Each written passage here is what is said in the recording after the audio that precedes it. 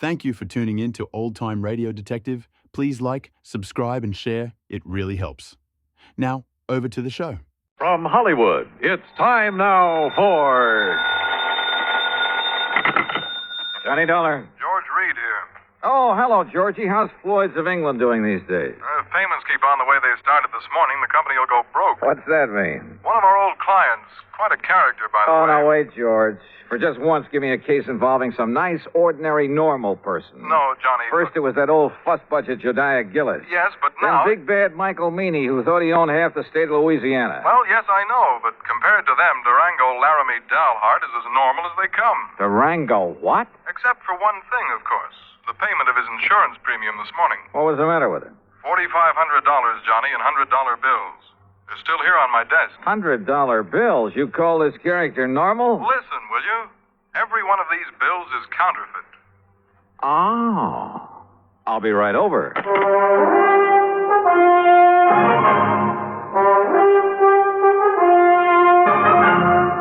Bob Bailey in the exciting adventures of the man with the action-packed expense account.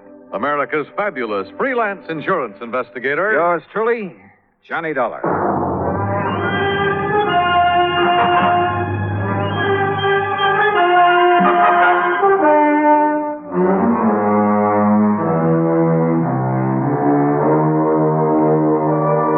Expense account submitted by Special Investigator Johnny Dollar to Floyd's of England, North American offices, Hartford, Connecticut.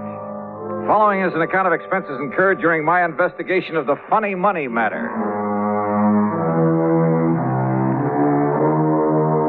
Expense account item 1, $1 even, taxi from my apartment to George Reed's office. I found him sitting, staring grimly at a pile of paper money spread around on the top of his desk. Well, there they are, Johnny. 45 $100 bills, and every one of them as phony as I've ever seen. Look at them. Yeah, I see what you mean. Whoever turned these out didn't even have sense enough to use the proper kind of ink. Yeah, it looks like he must have diluted it. Yeah. Have you ever seen such washed-out-looking money in all your life? Good tough paper, though, just like the real McCoy. Yes, real crisp and new. But, Johnny, look at those colors. Even the black isn't really black. Yeah. You'd think they'd at least have tried to wrinkle them up a bit and dirty them. Yeah. This is the most obviously flagrant... What are you looking at, Johnny? Oh, this is unusual. For counterfeit, that is. What? Well, they've all been printed up with different serial numbers. See? Here.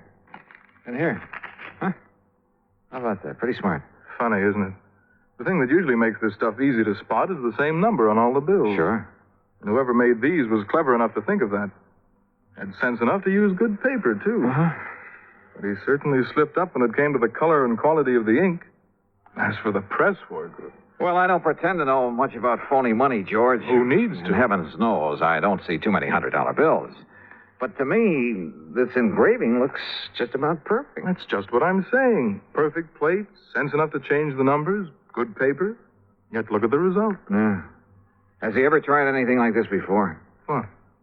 Durango? Yeah. And just for the sake of the record, what is his real name? That's it. Durango Laramie Dalhart. Oh, I can't believe it. And the answer to your first question is no.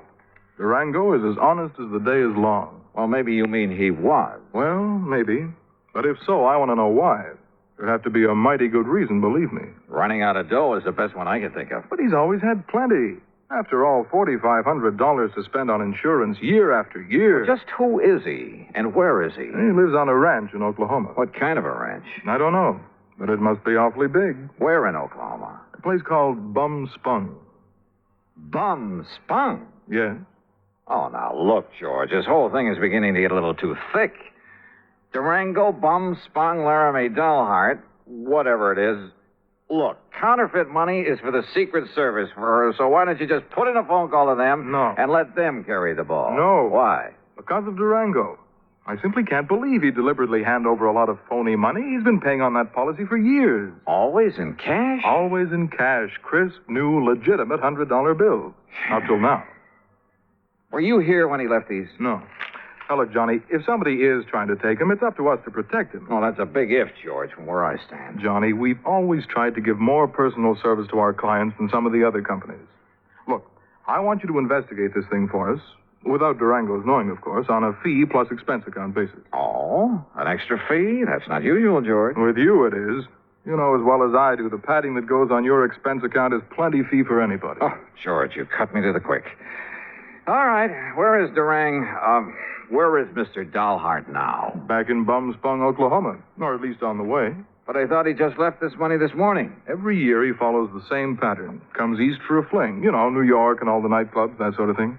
Then, just before leaving, he drops in here, makes his premium payment, and is gone. So? George, I still think you should have called in the Secret Service. But I'll take this on for just one reason. What's that? I want to find out what kind of a place could ever deserve the name of Bum Spung.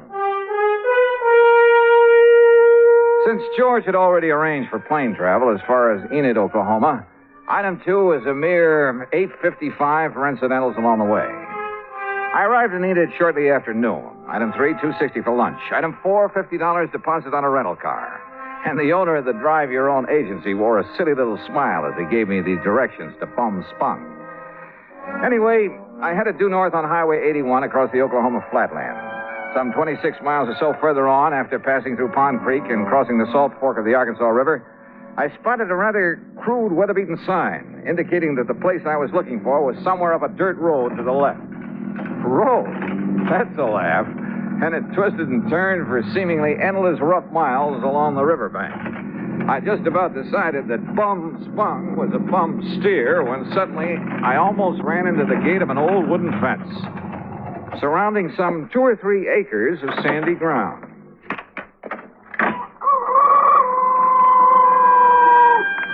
And there they were. A huge, ramshackle, unpainted building that passed for a house. An even more dilapidated affair, propped up with timbers that probably served as a barn. There were a couple of broken-down outbuildings, too. And on a small irrigated plot in the back, 2 cows. Steers? Well, anyway, 2 rather sad-looking bovines munched on the faded grass. There were some decrepit-looking chickens, a mangy old dog. There was a horse of sorts in a small corral. The windmill? Its whole tower sagged with fatigue, and the rudder on it slapped idly against the broken vanes. But right next to it, in complete contrast, stood a spanking new Cadillac convertible. And on the other side of the house, hanging some flimsy pretties on a clothesline, she was maybe 23 or 4, a brunette, and wearing a pair of well-tailored white riding breeches and a tight flowered silk blouse. She was slim, and she was pretty, and had a couple of rosebuds tucked in her hair. Hi. And about as out of place as anything I ever saw. I said hi. It was like seeing the vision of a goddess. Come on in. Just swing aside that post that you left. It's what Durango called the gate. Oh, yeah. Durango, did you say? Don't tell me this is Bum Spung. It sure is. Didn't you see the sign down the road? The vast acreage within this broken-down fence is the cattle ranch of Durango Laramie Dahlhart, who happens to be my uncle. I'm Carol Dahlhart. Who are you? Why, my name's Johnny Dollar. Dollar? That seems to me I've heard that somewhere. Oh? What are you doing out here? Oh, just driving around, you know, summer vacation. You look like a city man. I was intrigued by that sign down the road. You know, curious about what Bum Spung could mean. Bad water. Bad spring, so the Indians called it Bum Spung. Ah. Durango liked the name, so he bought up these 2 acres and settled here. And this is all there is to his ranch? What's the matter with it? He likes it. But I'd had an idea. Well, Yeah? nothing. From what you've told me, I think I'd like to meet Durango. Is he around? You trying to kid me or something? I haven't told you anything about him. Now look, Johnny Dollar.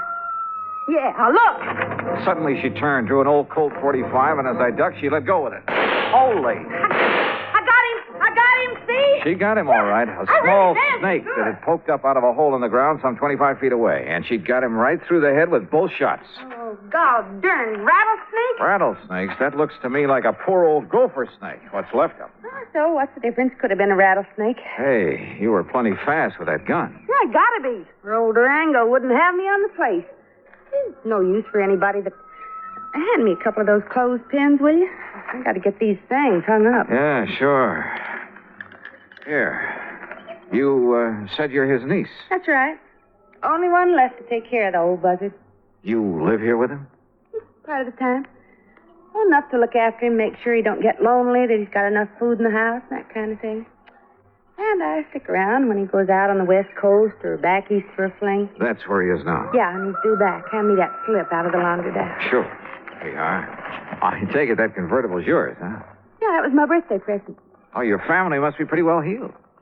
Family. Me and Durango, we're all that's left. Give me them stockings now. Sure. But certainly Durango. Why not? He gives me a new one every year. And this ranch is all he owns? Except for his money. Says he has a barrel of it. Well, he must have. Or else, Or else, what? nothing. Go on with what you were saying. More clothespins. Yeah, here. And when he kicks off, I get it all. And I can give up the filling station. Filling station? Well, you must have passed it, just the side of Enid.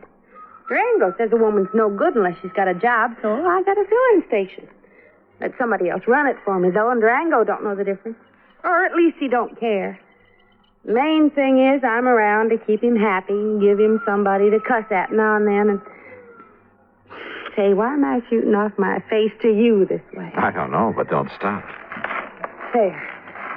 Them clothes will be dry in an hour, and if you're still here, you can help me take them down again. Okay. Carry that basket for me, and I'll give you a cool drink in the house. Hey, great. You say Durango's due back here, huh? Mm-hmm. Why he don't save himself time traveling by plane instead of train, I'll never...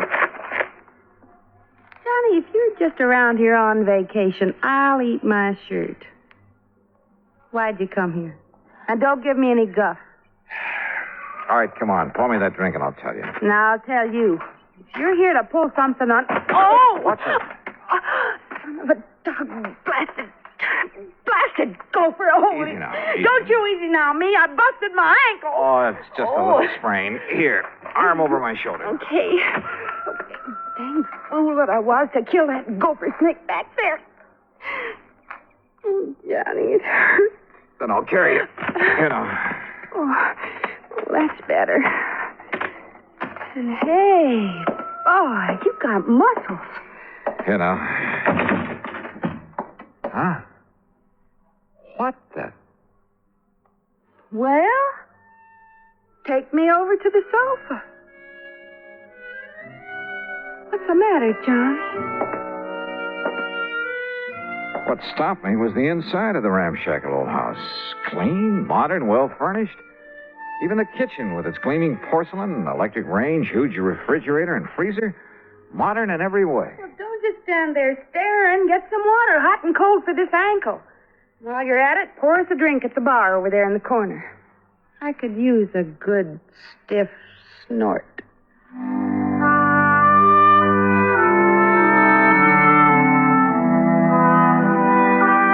I did what I could to reduce the swelling in her ankle. But by the time I'd taped it up and she was snoozing comfortably on the sofa, it was getting dark.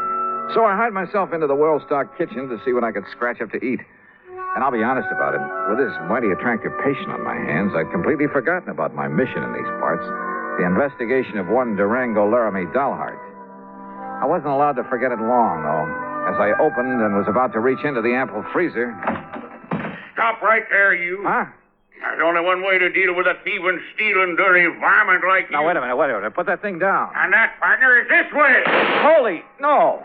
Hey, no, you're out of your... No!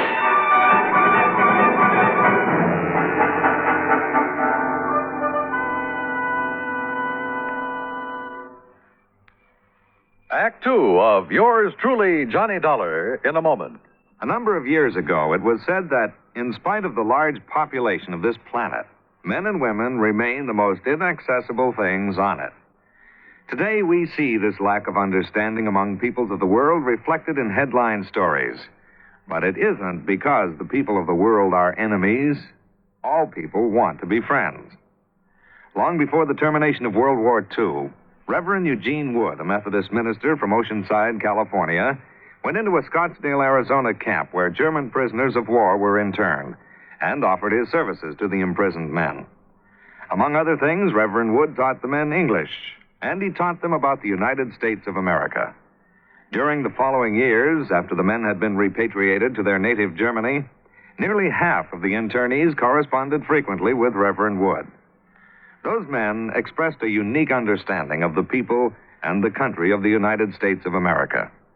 This great feeling of friendship and understanding prompted the minister to make a pilgrimage to Europe to seek out the men he had befriended in the prisoner of war camp in Arizona.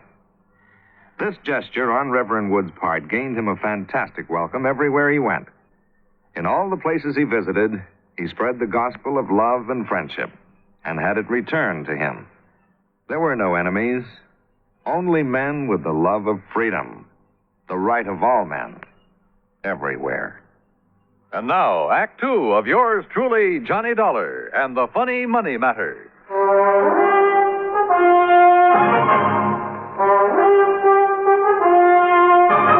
Robbing my house here, you No. thief! Now, wait a minute. Not my old Durango's around. Durango, you old maverick! Watch it. Cut out that shooting while I'm trying to sleep. Ain't had a chance like this in years. Will you cut it out? Quit it! Cut it out, I say! Now, me too. Take a swing at me, will you? Right. Holy Moses. Okay. Yeah, and here's your gun. Keep it in your pocket where it belongs. Sure. Now, what was the big idea? Well, whenever you bring one of these fancy boyfriends of yours around to my house, they got a right to have a little fun with them, ain't it? Fun? Is this your idea of You fun? and your crazy gall darn fun. Look what you did to the stove. You blowed it full of holes. The old wood stove would have held up. Here, buy yourself another one. There's $500 nice new dollars. Hey, wait, let Now, me what see about those. that window and the jars on the shelf? Okay, here. You should have saw him when I started throwing that lid all around him. Sure. Here, Johnny, let me wipe off some of that jam that fell on your head. Johnny? Johnny who? Johnny Dollar. And I take it you're Durango Laramie Dollheart. Nah, sure am. Fastest shot in the country, too. My pa learned how in Durango, my ma learned how in Laramie, and I'm better than both of them was. Only thing is, I get no chance to show off no more. Durango, you crazy idiot. What's the idea of shooting? No harm, man, no harm. Yeah, take a slug of this. You forget all about it. I'll get a glass. Glass, a man drinks out of the bottle. Go ahead, Johnny. Oh, well, thanks. Bad enough a he-man has to live around all this feminine fripsy and lace curtains and rugs all over the floor and You know stuff. dad blame well you like the way I fixed up this old dumpy ears, Durango. Yeah. Now, wait a minute. Look, you two. Yeah, you know dang well a man gets tired just sitting around, no matter how pretty it is. Why else do you suppose I got to get away every now and then to San Francisco or New York or some of them places where they got some noise and excitement? Is that right, Johnny Dollar? Just leave him out of this. Why? What's he doing here, anyhow? Well? Well, Durango, I'll tell you why. Because he's just driving around on his vacation and he happened to get to the end of the road and I made him come in. That's why. Thanks, girl. You got any objections? Now, I'll say this. He's got a lot more get-up and guts than most of the boys you bring around here. That larrup on the chin he give me is... Yeah, well, I'm sorry about that, Durango. Sorry for what? Because you didn't act like some of them lily-livered kids she brings around and run for home? No, sir, boy, you're all right. Just... Carol, what the Sam Hill you got on your foot? Well, it's high time you noticed.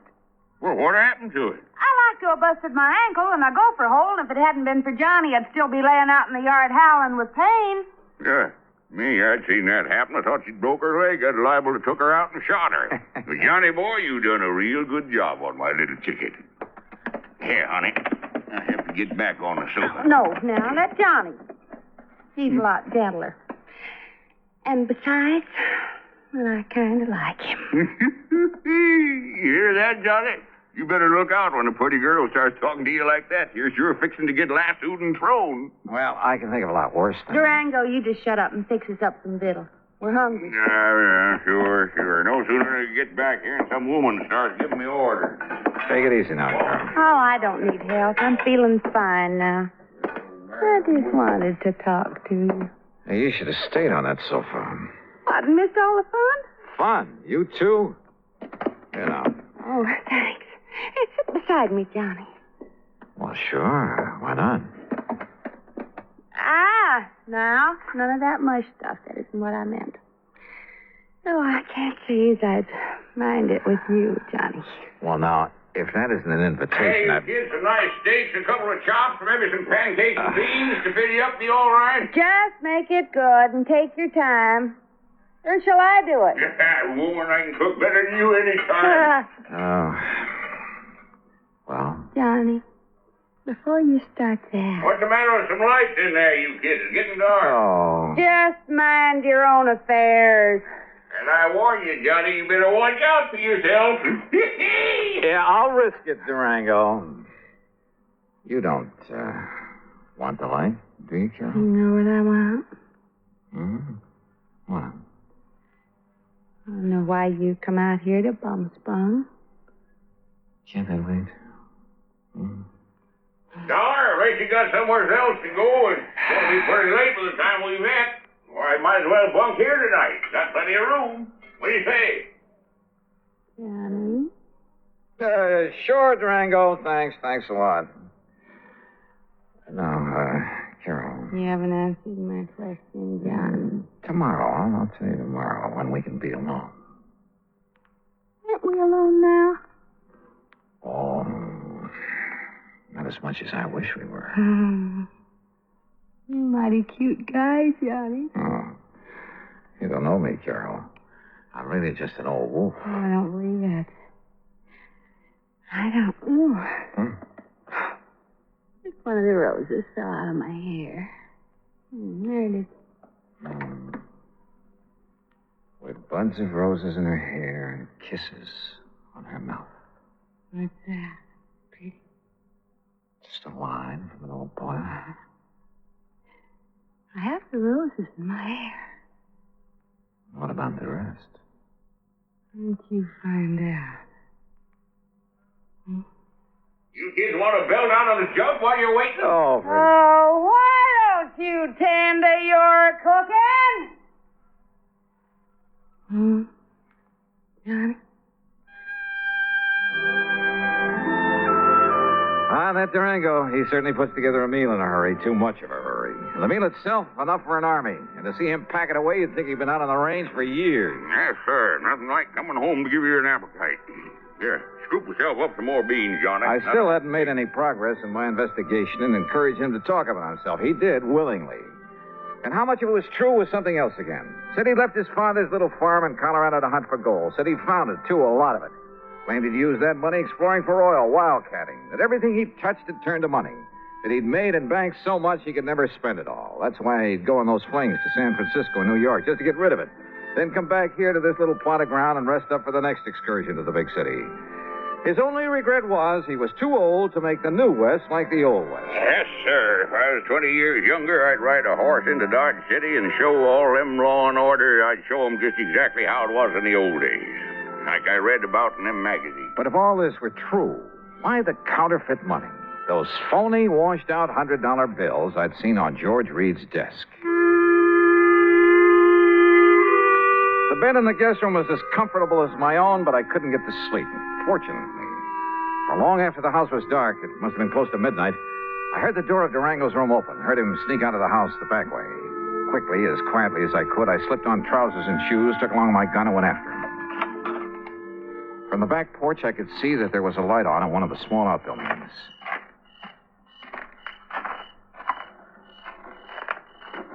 With my ear pressed tightly to the side of the little shack, I could hear it only too plainly. The printing press on which Durango was turning out the phony money. No question about it. And I was sorry. Kind of begun to like the old character. To say nothing, it was beautiful. Johnny. Huh?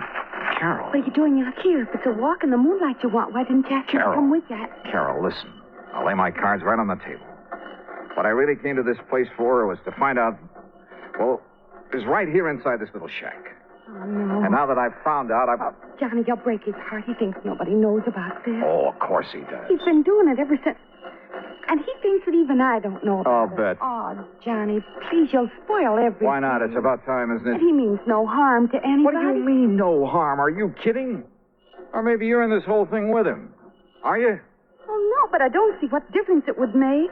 Johnny, baby, Oh, don't pull that stuff. It's time for a showdown. Hey, what's the racket? What's going on?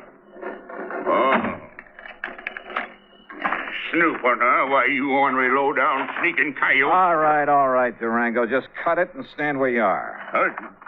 Well, what are you doing with that gun? I only hope you won't make it necessary for me to use it. Johnny. Open up that door, Durango.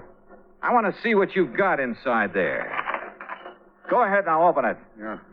Now, look, son, there ain't no harm in what I'm doing in there. No harm. That seems to be a pat phrase around here. Well, it's just that ever since I made my pile, everywhere I'd go, I'd spend a lot of money. So you told me at great length. Always, maybe it was sort of showing off a bit, but when I'd draw it out of the bank, I'd make them give me brand new money. And, you know, to impress the folks, like a big shot up in Hartford where I pay my insurance for Carol here every year. In brand new $100 bills, supposedly. That's right, and no supposed. But this last insurance payment to Georgia. Yeah, I know. But, Johnny, it wasn't my fault. The bank didn't have some nice new ones for me, and they couldn't get them in time either, so I had to...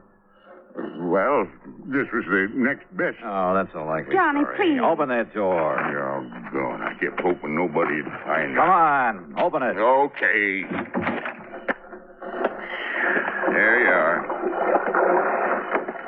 What under the... That's the washing machine there. And that's the soap and plenty of strong bleach and the starch to make them nice and crisp. Oh, no. And that there's the ironing board where I press them out real nice and flat. They'll never believe it. But it does make them look real pretty and new. Honest, Johnny, I didn't think there was no harm in it.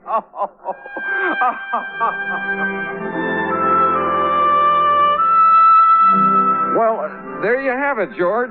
Full report on the funny money that turned out to be only cleaned up a bit. And the next time, call in the Secret Service, will you? No, I didn't mean that. Just don't question the charges on this account for the extra week I've spent out here. If you could see this pretty little Carol. Oh, that Carol. And if I ever get enough money, so help me, I think I'll retire to Bum Spung, Oklahoma. Expense account total, including incidentals, and the trip back to Hartford, $171.25. Yours truly, Johnny Dollar.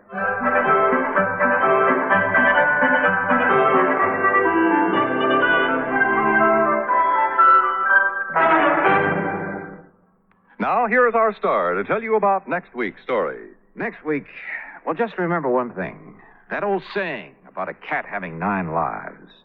And be sure to join us, won't you? Yours truly, Johnny Dollar.